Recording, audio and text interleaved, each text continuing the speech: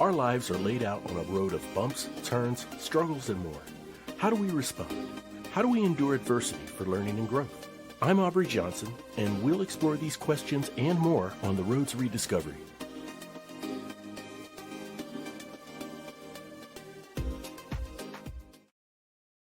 Hello, everyone, and welcome to a special solo episode of The Road to Rediscovery. I'm your host, Aubrey Johnson. The Road to Rediscovery is about reflecting on life lessons to learn and grow from them, and of course, pay it forward and uplift others who are struggling through dark times. Today, I'd like to discuss something that we're all familiar with, but often have a hard time explaining, and that is called flow state. Some of you may ask, well, what is flow state? Well, it can actually apply to any circumstance or scenario that involves momentum or productivity. This includes sports, music, literature, art, film, and so much more. Be it work or play, many of us have felt and experienced flow state at some point. But can you describe what it is or what it feels like? Some who have tried to describe it often gravitate to athletics as an example, using the popular phrase, in the zone. Have you heard that before? In the zone. It's likened to a basketball player nailing three-pointers in rapid sequence. Man, that guy was in the zone. Well, in a nutshell, that's flow state, but it's way more than what the crowd sees with each swish of the ball through the net. It's the mindset within the player and the energy that's driving it. It's that mental space where your thoughts, your actions, and your productivity all seem to synchronize. Have you ever had that before? Have you ever felt that before? Time slows down. Distractions fade into the background. You stop overthinking every little move and you develop a form of tunnel vision on your immediate task at hand. I like to think of flow state as the mind's version of cruise control, or even, as some people would say, autopilot. It's a focused, intentional rhythm where your brain settles into a consistent pace. When you're in this state, you're not forcing productivity. You're moving or flowing with it. Flow state can show up in many different ways. For example, an author may experience flow state while writing a novel.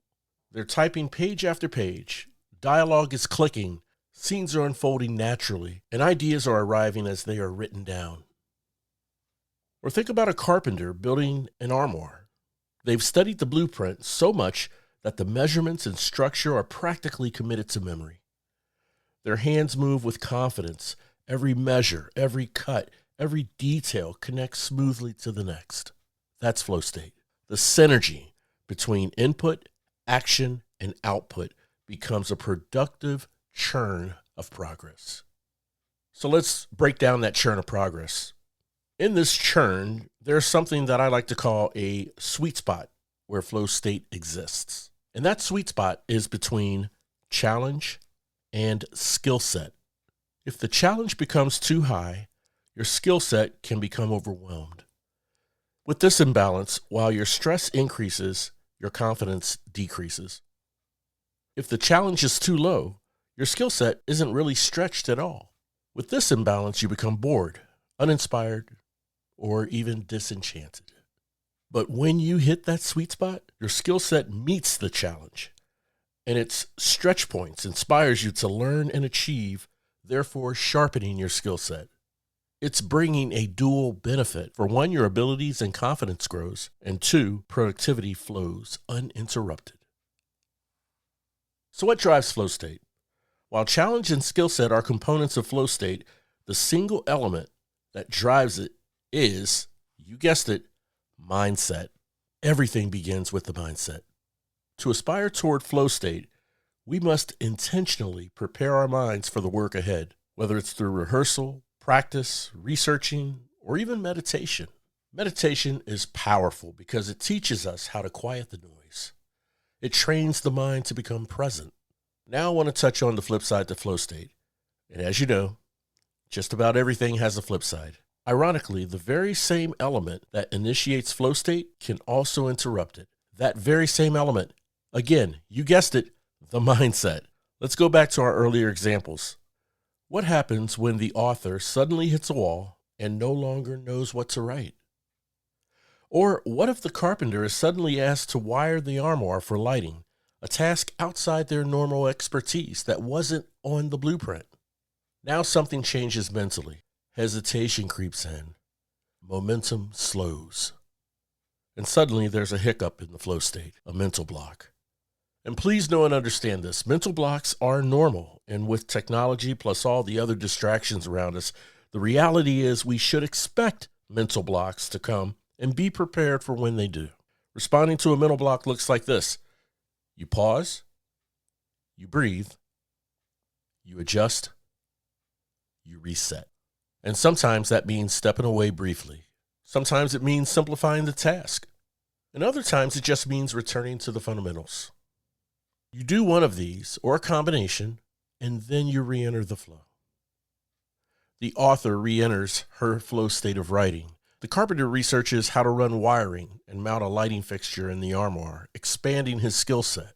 So there you have it. The concept of flow state, its components, its single element, and the flip side of it. If I could leave you with one thought, it would be this. Flow state is not perfection. It's momentum, and momentum can always recover. So if there's something in your heart you want to begin or pick back up, a project, a dream, a goal, a calling, prepare your mind for it.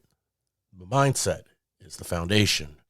Practice, study, meditate, and be present for it. Thank you all so much for tuning in. And please always remember, in our adversities and struggles of our daily lives, you're never alone. And hope is always around the corner. I humbly ask that you please share this show with someone you know, someone you love, who needs motivation, inspiration, and support.